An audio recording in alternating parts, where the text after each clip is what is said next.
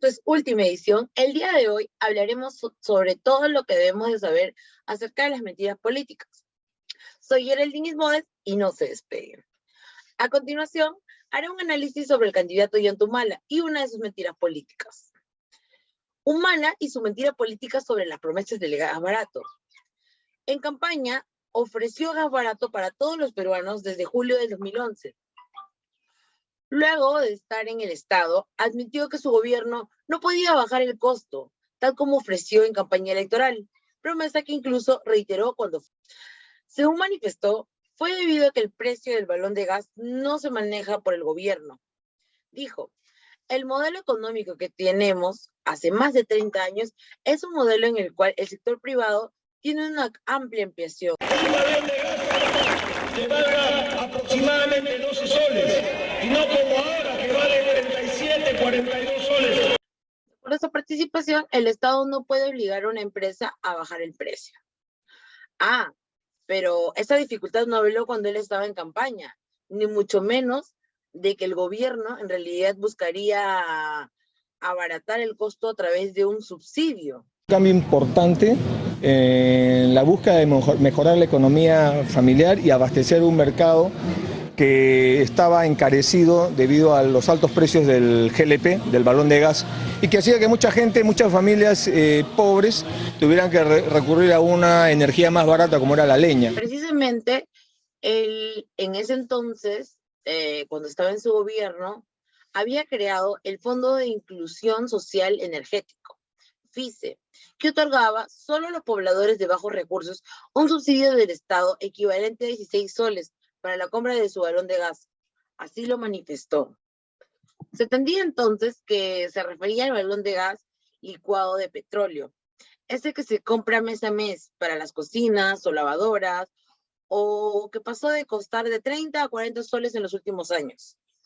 Hasta ese momento, Humala no precisaba que en realidad se refería al gas natural de camisea, ese que no está masificado ni comprado en balón, sino que llega a las casas de Lima vía ductos.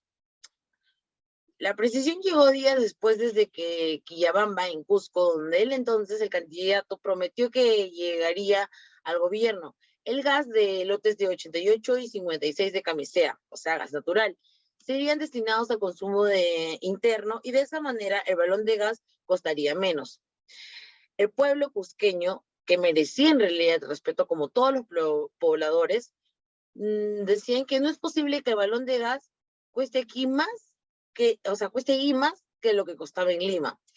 Entonces también ese 5 de abril, en un mitin, se cierra en Plaza de 2 de Mayo, Humala cuestionó ante miles de simpatizantes que el precio del balón de gas ascendía a 35 soles, cuando en otros países productores como el nuestro estaban a 12 soles.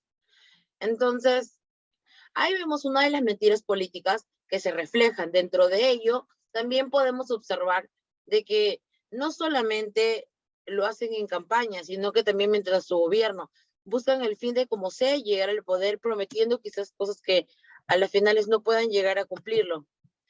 Para ello, también le tenemos una entrevista que saldrá más adelante al periodista político Segundo Cerrato. Dentro de ello, él también nos hará un análisis de todo esto que está sucediendo, de las mentiras políticas, de diferentes candidatos, también gente que ha llegado al poder y muchos de los políticos que han estado aquí. Seguimos en Última Edición con Alessandra Sli. Vamos a hablar sobre qué pasó en el gobierno de Martín Vizcarra. Pues su mandato fue desde el 23 de marzo del 2018 hasta el 9 de noviembre del 2020.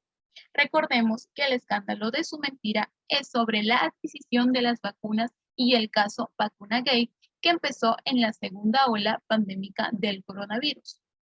Pues el 20 de agosto del 2020, en una conferencia de prensa, Martín Vizcarra confirmó a todos los ciudadanos que el gobierno había iniciado negociaciones con 5 laboratorios de diversas partes del mundo para poder adquirir los 30 millones de dosis de vacunas contra el coronavirus. A continuación, vamos a recordar el anuncio de Martín Vizcarra. El lote de vacunas durante el año 2021.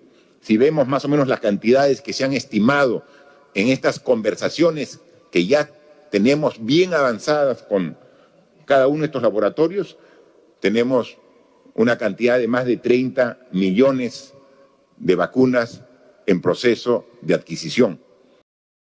Pues todo parecía ser cierto. Muchos de nosotros teníamos las esperanzas de poder frenar la fuerza en la que vino esta segunda ola y parar las muertes que cada día solo aumentaban. Pero, ¿todo fue una grave mentira? Pues aquí lo sabremos.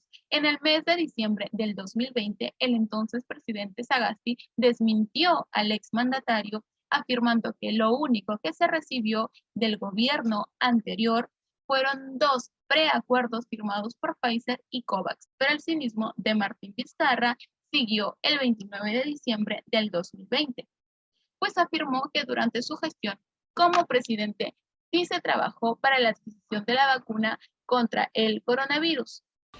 Con la iniciativa de la Organización Panamericana de Salud, COVAX Facility, cerramos el trato y dimos el adelanto para que nos entreguen más de 10 millones de dosis el próximo año 2021. Eso está incluso pagado. Según el ex...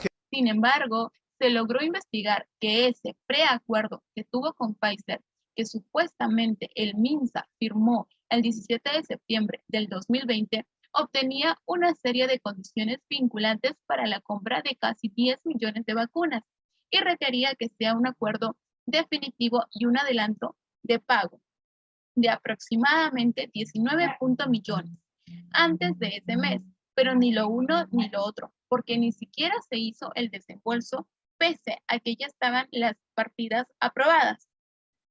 Y hablemos ahora del famoso caso Vacunagate, llamado así por la prensa peruana, donde estaban vinculados altos funcionarios del gobierno. Pues se revela que varios miembros del gabinete de Vizcarra, familiares y también funcionarios del antiguo mandatario de Francisco Sagasti, fueron vacunados de forma que se sospecha irregular a finales del 2020. Sabemos que Perú pertenece a los territorios de Latinoamérica más dañados por la enfermedad pandémica. En aquel entorno, la inculpación de que diversos elevados burócratas de régimen abusaron de un ensayo clínico para vacunarse contra este virus. El exmandatario Francisco Sagasti denotó mucha indignación y responsabilizó de todo este terrible caso a su antecesor Martín Vizcarra, uno de los protagonistas del feroz escándalo. Eso es todo. Muchas gracias.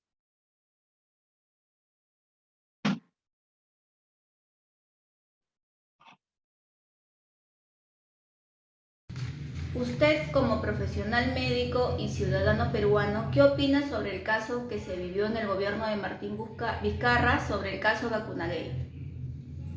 Bueno, fue algo muy lamentable, algo que golpeó mucho al sector salud, porque nosotros que estábamos en primera línea y el que le habla en primera persona, pude ver muchos casos de colegas míos, muy cercanos, amigos, trabajadores de la misma institución que fallecieron, ¿no?, por falta de la vacuna. Y también por falta de la logística y las condiciones de medicamentos e insumos propios del hospital, ¿no? Y también muchos compañeros de trabajo, llámese enfermeras, técnicos, y no solo de edad, sino gente muy joven, ¿no?, que falleció por culpa de este bendito virus.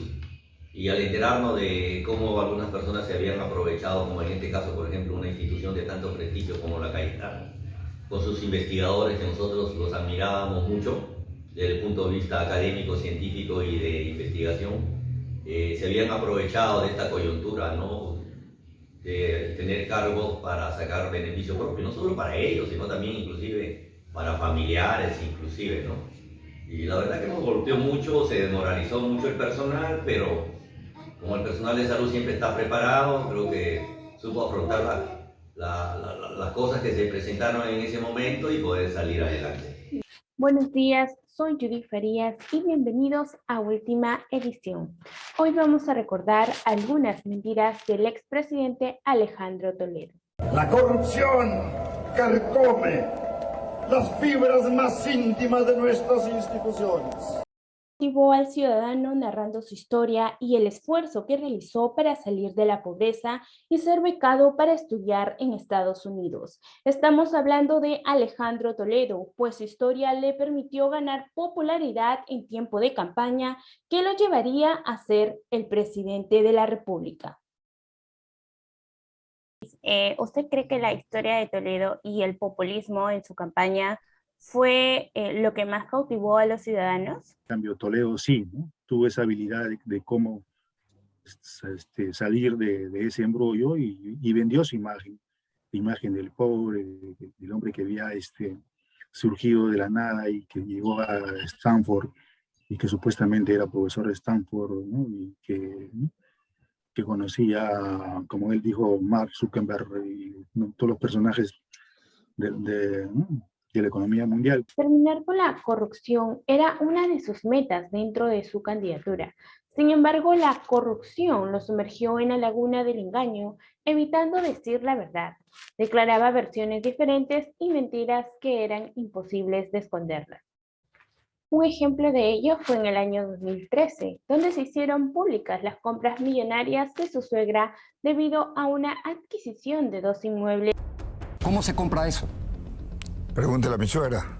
Yo no sé si usted conoce las cuentas de su suegra o su suegro. ¿Pero esa casa no era para usted? No. Uno de ellos en Casuarinas, valorizado cerca a $4 millones, según las fichas de registros públicos que dio a conocer el diario El Correo.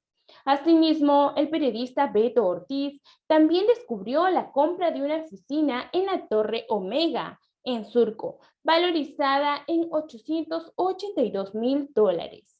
Pero, ¿de dónde adquirió el dinero? De acuerdo a la primera versión del expresidente, aseguró que su suegra había comprado los inmuebles con el dinero recibido de sus ahorros y una indemnización que recibió del gobierno alemán por ser víctima del Holocausto. Préstamos. Financiado con préstamos y está en la fiscalía. Pero eso no se dijo al comienzo, doctor Toledo. Eso no se dijo. Se dijo que ella tenía algo de sus ahorros de sus dos esposos, el primero y el segundo. Pero al ser descubierto otra vez, expresó que no se trataba de un préstamo, sino que la inversión inmobiliaria la había realizado Maiman a través de la señora Permencún, su suegra.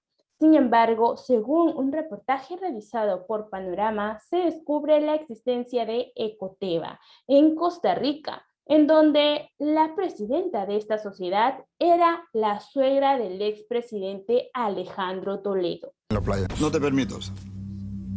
No. No te permito.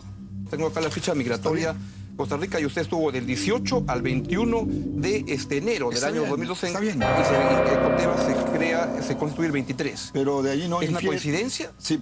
No, yo fui.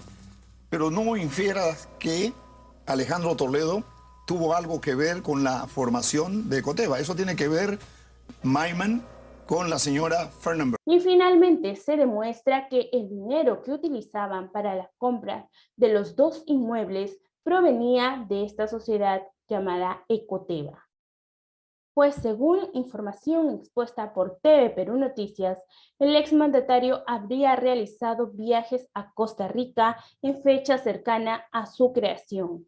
Sin embargo, otra evidencia sería la declaración de los propietarios de los inmuebles, en donde evidencia que el expresidente y la exdama habían estado inmersos en la compra de los inmuebles. ¿Y usted qué opina de las diferentes versiones que dio Toledo?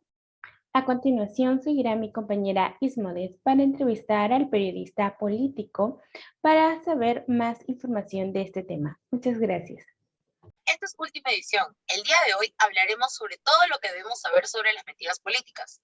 Le damos una cordial bienvenida al gran periodista Segundo Cerrato, quien se encuentra en estos momentos con nosotros y nos ayudará a hacer un análisis sobre las falsedades que los políticos realizan no solo en campaña, sino que en gobernatura también. Buenos días. Buenos días, ¿cómo le va? Cuéntenos, se sabe que muchos políticos en campaña prometen cosas que al final es poco probable que lo cumplan. ¿Cómo se da el ejercicio de la mentira política? Bueno, la mentira política es parte de la existencia de los partidos políticos y de los políticos en sí, ¿no? desde su formación, ¿no? Desde los mismos partidos, de la estructura de los partidos, de la elección interna de los partidos, ¿no? Es una cadena en sí, ¿no? ¿Y cómo impactan estos en el país? Como periodistas, ¿cómo podemos mostrar el ejercicio de la mentira política en campaña? Y no solamente eso, también en gobernatura, para que el pueblo se dé cuenta. Los periodistas nos corresponde hacer pues un ejercicio de fiscalización de los partidos y de sus dirigentes, ¿no? Ahora con mayor razón con el avance de la tecnología, con este curso de fact-checking que hay ahora, de poder demostrar lo que pensó, lo que dijo y lo que ejecuta el político, ¿no? Casos hay muchos, ¿no? Si nos remontamos allá a los últimos 25 años, Fujimori, por ejemplo, dijo el no show y terminó aplicando el programa de Vargas Llosa, ¿no? Igual pasó con Alan García, ¿no? Igual pasó con Ollantumala, igual pasó con Toledo, igual ha pasado con PPK, igual ha pasado con Muchos de los que Vizcarra. nos han gobernado. ¿Sí? Y teniendo en cuenta todas estas cosas que han pasado, ¿considera que la política se ha convertido en un medio fantástico especialmente para mentir al pueblo? Se ha hecho una costumbre. Se va con el chip. Político que diga que no va a mentir es utópico, ¿no? Porque está en su ADN, si lo podemos decir así de manera cruda. Concluir esta entrevista, durante la pandemia que vivimos por COVID-19, Vizcarra fue protagonista del famoso Vacunagate. ¿Cómo consideraría ese tipo de mentira en la que participó sin importar la salud y la seguridad del pueblo peruano?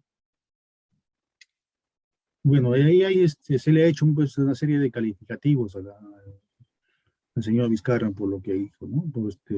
Y por la forma como él trató de defenderse, ¿no? Sabiendo lo que había hecho y creyendo de que se le iba a creer porque tenía a ciertos medios a su alrededor, a políticos que de alguna manera lo apoyaban, ¿no? Pero la mentira tiene patas cortas. Sí. Y más aún en política, ¿no? Entonces, el andamiaje se le cayó encima y bueno, tuvo que pagar las consecuencias, ¿no? Sí, pues. Bueno, muchas gracias, periodista Segundo Cerrato, por brindarnos esta agradable entrevista, ya que muchas personas... Muchas gracias. Gracias a usted. Buenos días. Esto ha sido todo hoy en su programa Última Edición. No se olviden de conectarse con nosotros para darle la mejor información política. Volvemos hasta la próxima semana con más contenido interesante. Cuídense. Hasta la próxima.